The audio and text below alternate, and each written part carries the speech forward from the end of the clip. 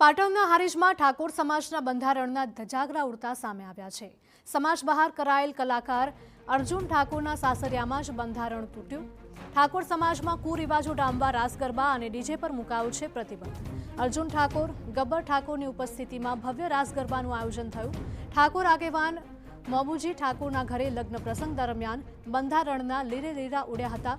બંધારણ તોડનારા સામે કાર્યવાહી માટે બેઠક બોલાવીને નિર્ણય લેવામાં આવશે।